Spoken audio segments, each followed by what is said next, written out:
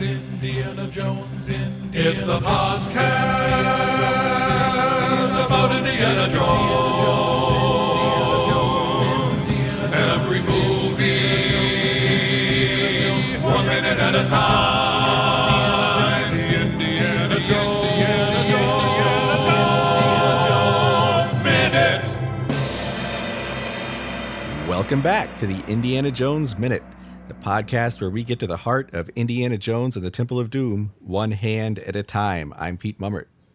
I'm Tom Taylor. I'm Jerry Porter. And today we are excited to welcome Stephen Badham to the show, a man who used to have an office in Elstree Studios and a man whose name I have a note not to pronounce the way we pronounce Denholm Elliott. That would be correct, yes. But welcome, Stephen. Hello, how you doing? Good. Thanks for coming on the show. Pleasure. And today we're going to be talking about minute 79, which begins with Willie being led out onto the stage Larry style and ends with her putting her left hand over her heart as Mola Ram approaches her. There's something I've seen this, movie dozens of times, of course, as we all have. But I haven't seen it in a long time before we started doing this. And there's a moment at the very beginning of this minute that I never, ever heard before. And I almost couldn't take notes for the rest of the minute because I was going over this one, 2-second thing over and over and over again. As Willie's being led out, some guy, he does not sound like anybody we've heard before, even in the background, but he yells something, and it almost sounds like I almost couldn't make out fakey Jerry Porter style English words for it. But the closest I could come to is "sicken hearts is farticles." Some guy yells that in the background. See, He's from like the dog pound, like the bleachers. I got, he can oust that heart, Arnold. So I think one of the guards is Arnold, and the other guy's kind of giving him the lowdown on what's about to happen. Oust and Arnold is really good because that sounds. One thing that was tripping me up was that it sounded like German to me. Parts of it. But where is it? What second? Literally, as they cut to Willie and she's being dragged out by the two guards, kind of past the wheel thing. It's like, I don't know, maybe 1 second in or 2 seconds in. Oh, it's that. So now this is. I actually asked my wife this. Because she's German. I have to add that. It sounds German. It just sounds like someone speaking German, yeah. Yeah. And they're yelling, which is usually how German is spoken. So that would lead you to think that. Yeah, I mean, I speak from experience. Right, you poor guy. But this is actually, I think, Jerry German. This is actually... Yeah, no, it is. I would call that Jerry German, which is kind of, it's a little redundant. They're Jerry's, right? Because I thought I picked out Gname in there, and I thought, does Gname mean anything? I mean, it sounds German. Sure. The thing that I have to add is that I actually don't speak very good German, which is much to the chagrin of my in-laws. Which is why you get yelled at in German by your wife. Indeed. Yeah, well, because if you don't understand, you just shout louder, right? Right. God, I just listened. It's really strange. It sounds like something out of Raiders. No, it totally sounds completely out of place, yeah. Yeah, it does. Yeah. And you don't know who says it? No. I think it's one of the guards. It is. I think it's one of the guards. He can oust that heart, Arnold. Sicken hearts is farticles. Can I just make a point about the winding wheel that they walk past? That is a health and safety nightmare. I mean, anyone could get trapped under that. Your foot, your hand, your arm. That would never happen. And it's very inefficient as well. Wouldn't you put it parallel to the floor so that you could walk around it and wind it rather than... Oh, yeah. That's what you usually see, like in Conan the Barbarian and stuff like that. There's a big, huge wheel that does something, and there's a couple of guys pushing it and being whipped. Mm-hmm. Yeah. That's got to be hell on the lower lumbar. Oh, yeah. Yeah. Pulling that, yeah. I mean, you're pulling and you're pulling. It is. And you could get clocked in the chin with that any time. It just reverses direction. Yeah. Yeah. I forget if we said... go ahead, newbie. Well, Indy starts this minute off with a very zombie-like saying, we're going to make an offering to Kali with the sacrifice of flesh, ... Mm-hmm. And blood. And by the way, he lisps. He lisps. He's still lisping. Uh-huh. But I'm asking here: is there ever a sacrifice of one without the other? Like if it's say it's not a high holy day at the Temple of Doom, can we just get a flesh sacrifice? I don't know if you could just get a flesh sacrifice, but I could see you just taking blood out of somebody without, Yeah. like you can get a transfusion and then dump the blood somewhere without totally bothering the flesh or involving it. I mean, Maybe just as Not a that I've yeah. tried. So you could get a blood. Well, then I thought about, but it made me think. Maybe that's what the flapestries are, and the fat, the human fat candles. Yeah. Maybe they're an example Oh. of a bloodless offering. Oh, Basically, he doesn't seem Nice. to care much for flesh, but he definitely loves the blood. I mean, it's such relish that he says it with Yeah. good, strong upward inflection Yeah. and blood. I Yeah. almost wonder if the Kali blood actually was really delicious, and he thinks that he's going to get more blood. He's like, oh, and blood. yeah. More of that Kali blood. Well, that's my Also- note. Does the Kali blood make you thirsty for more blood? Like, does it literally make you bloodthirsty? Oh, could be. Seems like it. And he's hankering for But it. he doesn't say. What's interesting is he says blood when he sees Willie. Yeah. Like he's Right. like, we're gonna make an offering of flesh, and then they bring Willie out, and he's like, and blood. Maybe he meant to say, and blondes. Well, Tom, you were asking a couple minutes ago why Indy's speaking English here, like why he's not doing this in Hindi. Yeah. And in an earlier version of the script, Chatterlal asks Indy if he understands what Mola Ram is saying, and then Indy says this. So it's almost like Indy's proving. And I think Oh. this whole little scene is Indy proving that he's actually on Team Kali now. Oh, so he's sort of like reciting what Mola Ram was saying? Yeah, I think So he's like, just yeah. Oh, wow. I It's mean, like it part of doesn't his make it into the movie, initiation. but- He's got to be able to Yeah. speak Mola Ramese. And then if you watch, like, for the next couple of minutes, like, Mola Ram keeps watching him, like, kind of keeping an eye to make sure he's doing the right thing. And Yeah. Well, it can't be that interesting because if you look at the goon behind Indy, he's kind of distracted by something on the floor to his right. Or either that or he's just smelling his pit. You know, it's like sweaty. You can't blame him. Well, it's hot in there. Maybe I'm glad they cut that. That might be one of the few scenes I'd be glad they cut. Is if he, if Chatterlal keeps looking at Indy. Hey, can you understand him?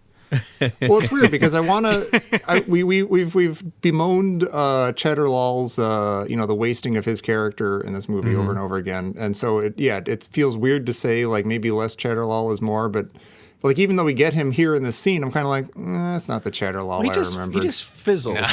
He does. He doesn't But he look like does- the same guy. He doesn't feel like the same guy. And he does, literally fizzles. he turns into Willie here because he says, "Your friend has seen and she has heard.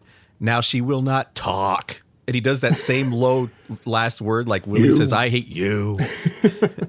I have a theory about that. See, I think,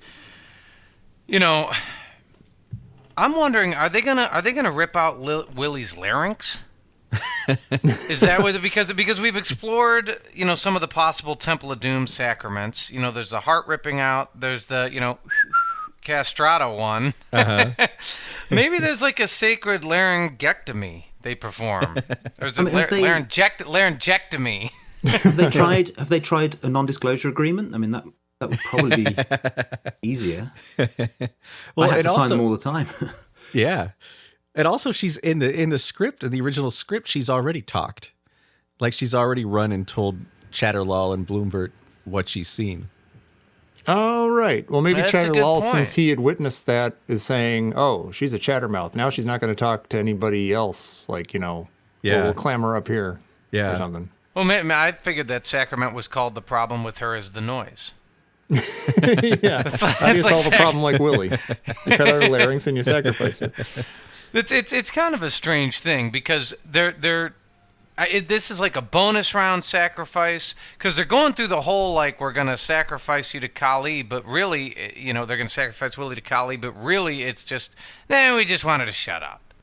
Right. And we'll do it. We'll kill her the only way we know how, which is getting out the cage and ripping her heart out and putting her in the lava. Exactly. There's got to be another way. But, before we start ripping on Willie too much, I actually... Like, I was prepared to be really annoyed by her in this minute. She comes out, she's like, I'm not going to have any nice things to say about this place, which is Oh, a I love totally that line. stupid... Oh, that you line. Oh, that's one of my favorite lines in the movie. Really? Yeah, because she's so she's so optimistic. Like she's assuming that she's going to survive this, so she's already talking about what she's going to do when she gets back, and she's using a threat like her threat is a pure TripAdvisor, I'm going to leave you a bad review threat. So she's speaking from the space that she knows. But see, that's what bugs me about it. That it's like asking where the telephone is in the village. It's like, no, come on, you're not that dumb. Oh, see, I like it. I think it's just like a little jab. All right. But see that I think in like immediately after TripAdvisor that- review of Death Row. It's going, I'm not coming back here. This is terrible. Yeah. But then immediately after that, she kind of drops the fakey, smart-ass Willie and goes into like, for God's sake, help me, which sounds like really authentic and frustrated and panicking. And I like go immediately from like, oh, come on, Willie, to like, oh my gosh, poor Willie. She's in a fix. I feel bad for her. This is also where they introduce, I don't know if this has been heard before or said before, but suddenly tubular bells appear in the background with the drumming. Oh, wow. And it's kind of, where did they get the tubular bells from? Well, I know that you've been discussing the fact that this is not necessarily background music to the scene, but is more of a soundtrack. Right. Not everyone agreed with me. Dong. Well, the one is really like a really ominous dong. Yeah, it's like I think everybody, nobody's really thinking about bells in their lives. And and how you walk through your day and all the bells you might hear. So when you hear one like that and somebody, I think you're thinking, for whom the bell tolls. Yeah. It brings up that sort of ominous thing. But I would encourage everyone to listen to the bells that are in their daily lives. Yeah, Jared, what are the bells in your life? Listen, well, I've just come back toll for you. I've just come back from New York, and there were bells and sirens keeping me awake all goddamn night. I don't want to hear any more bells. Well, just yesterday, somebody came up the elevator, and in my apartment complex, and the guy rang the elevator alarm bell, like the. You can just press. And I was like, "There's a bell in my life, but I'm not gonna die." And I'm going to ignore it as much as I can and try to go back to sleep. But what I am going to do is I'm going to say, I'm gonna not have anything nice to say about this apartment complex. It's a funky line. It is a funky line, I guess, a little bit. And just before she says that as well, there is a shot of Indy's face that is positively orgasmic. Yeah. Very parody, a little bit like Han Solo in Carbonite. It is. Oh, interesting. Yeah. Perhaps less pained, Yeah, more right. pleasurable, but still. He does really sell this other persona too. Like he doesn't express a lot of emotion, or he doesn't say anything really, but he really sells the fact that he's a different guy. Yeah. He does a really good job with it. Harrison Ford does a really good job with it, but I'm going to, and not to make a big deal out of this because I'm always like the crank who can't handle things and stuff, but there's something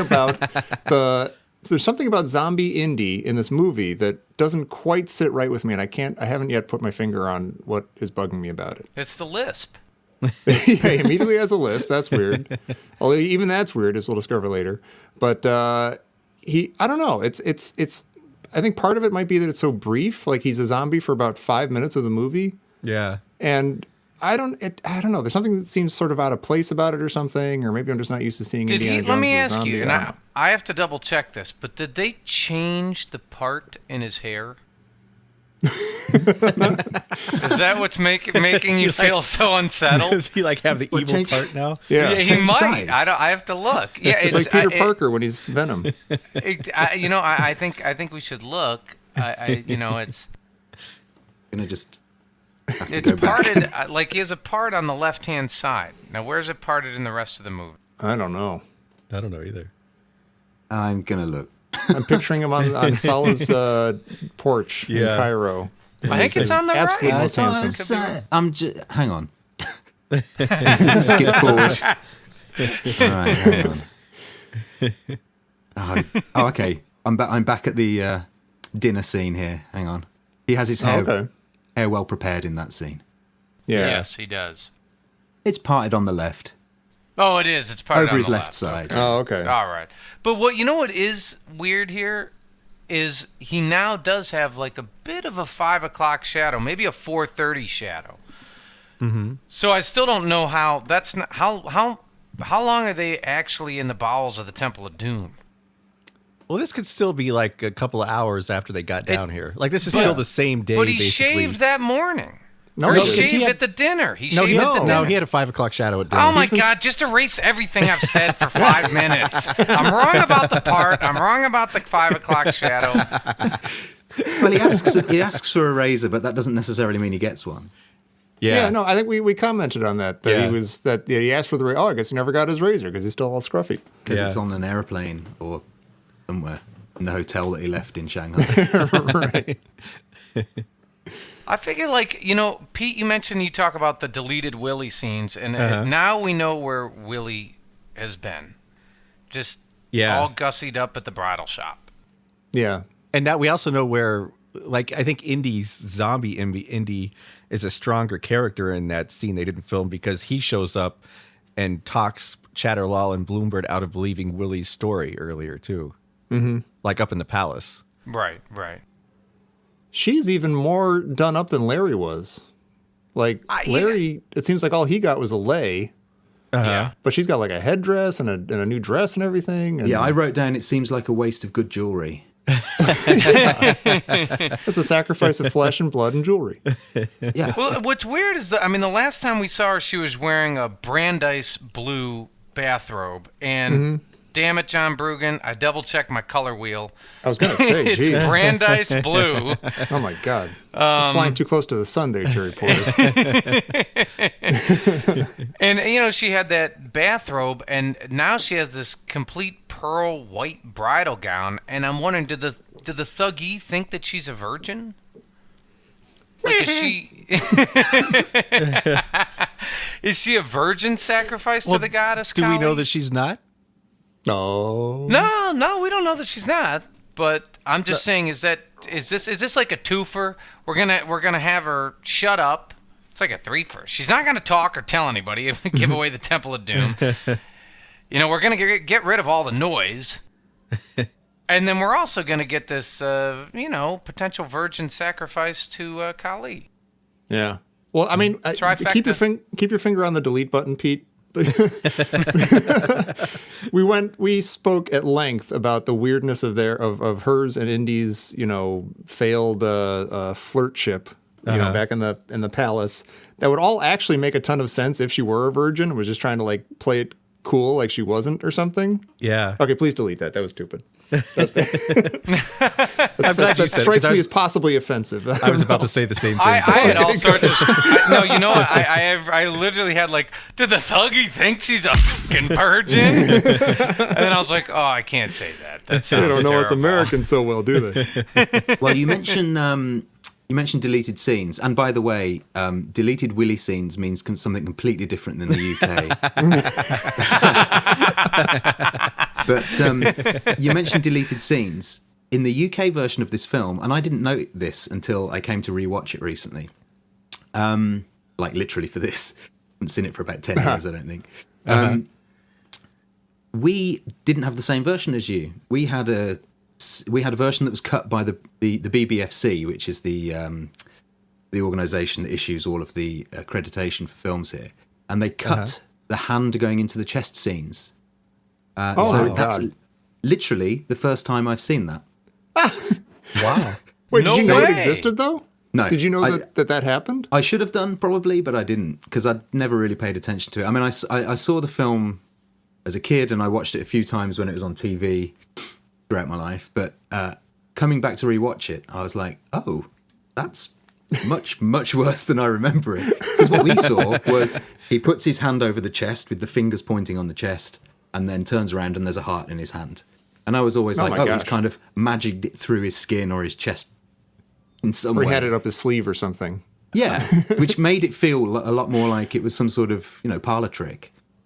Yeah. That's Right, amazing. right. But watching it now with the hand going into the chest and then the wound healing afterwards, I was like, oh, okay, now I know what you're talking about. 'Cause I'd Gosh, never I seen wonder that if that's before. I wonder if that's still true with like streaming and stuff. If if you got this on, I don't know, Amazon or Netflix or something, would it still be that censored version? I don't think so because I think they re-released a cut that was probably more in keeping with 2016, 2017. Oh, okay. Wow. Well, in the UK, is your guy's 13 different than our American 13 for the PG? I think people are like, aged the same is your here. 1311? Well, I think we can get away with more now. I don't know. I mean, our 18, there is just 18. There's no such thing as R. It goes. Okay. It used to be when I was a kid, and this was a PG film. It used to be U for Universal, PG, parental guidance, and then 18. And then over the years, they introduced PG. Is it PG 12 here? I think it might be PG 12, and 15 as well. So there are some films that are 15 that a lot of people think should be 18. But 18 is only reserved for very graphic films or ones that have a certain amount of swear words. So you can get away with a certain number of swear words, except for maybe the C word, which probably is only you can use it once, but you can use it. And we get away with a lot more swearing on TV in the UK as well. Yeah. So yeah, I just hadn't seen that before. It was like, oh. There were other scenes that were cut too. I think some of the fight scenes. There's a few of the punches. I was looking at it earlier. I had it pulled up on my phone. There's about a minute cut from the entire film, and it's only bits here and there. Let me just see if I can find it again. Yeah, there it is. So it's like I think when Pat Roach is beating Indy, they cut a few of those. Yep. They cut that. They cut the bit where the blood on the wheel comes round. Spoiler. Oh, really? Yeah, They shortened it. Yeah, they shortened it. Yeah. Pat Roach used to live up the road from me as well. Oh, wow. Oh my gosh! Wow. Did you ever hang out outside his door and just see if he'd come out and maybe want to scrap a little bit? Yeah, I mean, he used to live in. I grew up in the Erdington suburb of Birmingham, which is quite a few people come from there. It's near where Ozzy Osbourne comes from as well, and John Oliver was born there, and those sorts of people. So it's nice, I don't know why it spawned so many of these people, but Pat Roach used to own a gym in Erdington after his film days were over. And nice. Yeah, it was weird. Anyway, but they also I kind of walk by his house, throw a little trash on his lawn to see what happens. Keep looking over your shoulder, yeah. Maybe he comes out, come on! He just comes out with a giant old grin boy. on his face. Yeah. Right. Tosses his stein to the side, beats the stuffing out of you. And it's all good. It's a good time. Yeah, well, I mean, in those days, I had less breath than me as well. Yeah, sure. Anyway, back on track. Yeah. It's a little silly that they never chain up Willie's other hand, and they only do it so that she can cover her heart with her hand. That's a little silly. Oh, contrived. That actually, I noticed that, and I don't think that's about covering her heart. I think she's going, where the hell is my diamond necklace? Yeah. Because she's not wearing like a necklace. Clearly not wearing a necklace. I think that's what's freaking her out. So I'm not going to go out like a punk. Yeah. I appreciate the lei and the headdress and everything, but come on, I had some really nice jewels. Well, could it be that they're just saving a job? Does Indy do it in the end? Are they saving a job for the work experience guy, or? I think he does. Yeah, but he does do it. I mean, did they don't do it in communicate this that scene. to the guards originally? Like, because they like pointedly only chain up one arm. Well, in the maybe next it's- minute, she's chained. In the next minute, she's chained. Well, that's why. No, we see Indy do it, and maybe that's why the guy's telling Arnold that he's about to oust her heart, because like they're kind of saying, "Oh, this guy'll do it." Like that's what he's telling. He just told him, Arnold, you don't have to chain up her second arm. This guy can oust her heart. Right. Maybe it's all code for stuff like that. Like ousting your heart means, leave one hand free. We got the new guy. He's gonna do the heart oust. Well, there's also this great shot which is like the repeated shot from earlier with the shrunken head over the shoulder shot. Yeah. Oh, yeah. With Mola Ram coming into shot. And in that shot as well, if you look in the background, the extras have clearly been told to point at things. Because they are literally just pointing at things. Take a That look. is random and weird. One thing I really like about these heart ripping out scenes is that there's a ceremonial vibe to it for us, the viewer. I mean, because they Willie comes out of the same door as Larry, and as you mentioned, Stephen, they show Molaram sort of slowly approaching the cage from the same sort of angle where you see his little shrunken head, and we have the cage being lowered, and turned around in the same way that they did with Larry, and I like that. It's like I'm I'm one of the congregants now. Mm-hmm. Yeah, you know the drill. I know the drill, and I'm getting used to the ceremony. You know when to stand up, you know when to kneel, you know when the responses are. Yep, exactly. And I wonder if they saved some time with Willie, because she'd already seen it happen once, and like she knows when to put her hand over her heart, like she knows everything's coming up, so they don't have to show her the ropes. He doesn't say Om Nom Shivai though. Oh, that's true. That's true. Yeah. She does say, "Oh my God," or like, "For God's sake." Oh yeah. Wow, she does. For God's sake, help me. Yeah. Oh, that's almost exactly Om Nom Shivai. That's funny. Yeah. My brother used to chant that to me when I was a kid. We went to see this film together in a Raiders of the Lost Ark double bill with my dad. Oh, cool. On the ABC Cinema in Bristol Street in Birmingham, which is now a McDonald's. Now. Yeah, and I remember queuing around the block, literally queuing around the block, so it's a proper blockbuster, all the way around the cinema, and we joined the back of the queue, which was at the front of the cinema, and it was one of the sort of great experiences of cinema in my life, where I just have very, very vivid memories, even though I was probably only 7 at this point. I'm not sure when it was released in the UK, but it was 84 maybe, so I'd have been 7 or 8, and I remember very specifically a huge cheer going up when Indy grabs his hat from the chamber with the spikes and things like that. So it was really, really made a mark on me, more so than Raiders, I think, because I didn't really see Raiders at the cinema. I was a bit too young for it. But yeah, it's now a McDonald's. You can say that about most things. Yeah. But so if you saw this at sort of that magic age, like where does this rank with Star Wars? Like, did this have the same resonance of Star Wars, or did this? Yeah, I mean, I don't remember seeing Star Wars at the cinema. Maybe Raiders, maybe Return of the Jedi. 81 was 81 for Empire, so I think I would have been too young for that. The first film I ever went to see was E.T. And I remember being absolutely terrified by when E.T. comes out of the grasses at the beginning. Yeah. Having to leave the cinema with my mum because I was so scared by that. But yeah, I think it's probably up there with Star Wars for me, and I have it's indelibly marked in my memory in the same way that Star Wars is with many people as well. Mm-hmm. Oh, I absolutely love the third one, the name of which is Last Crusade. There you go, Last Crusade. Yeah, the third one. And that's all 3 of them were brilliant.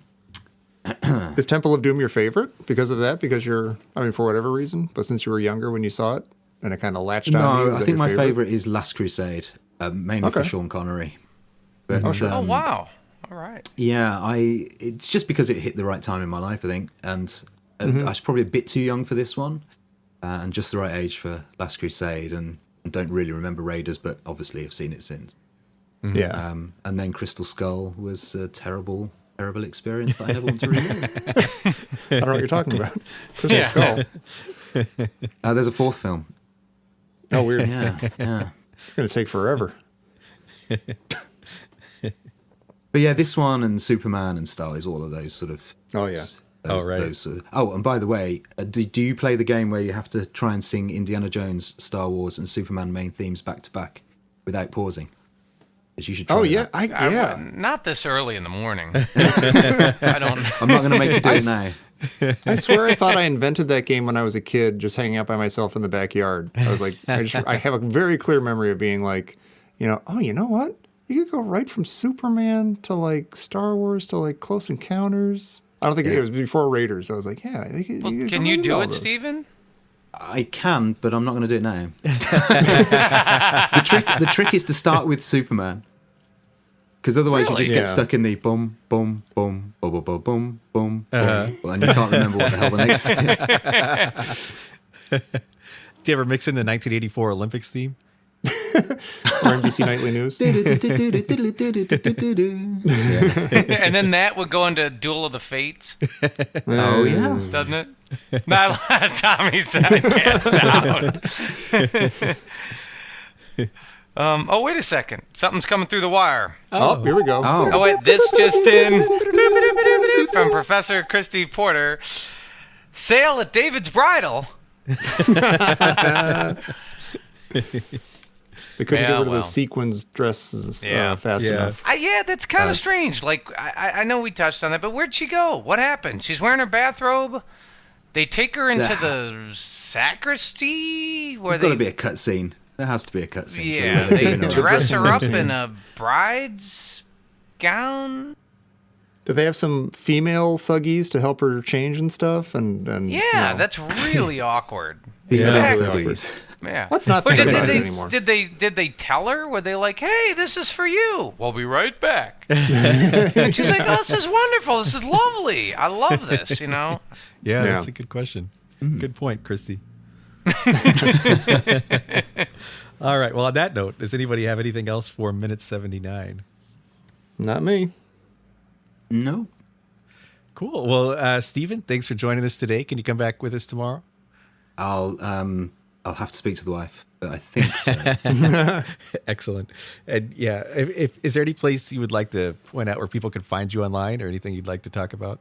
Yeah, sure. I mean, as I mentioned before we started recording, I do lots of stuff around sort of the 1930s. So it's like swing dancing and swing DJing and music and all those sorts of things, which is why I was in New York recently.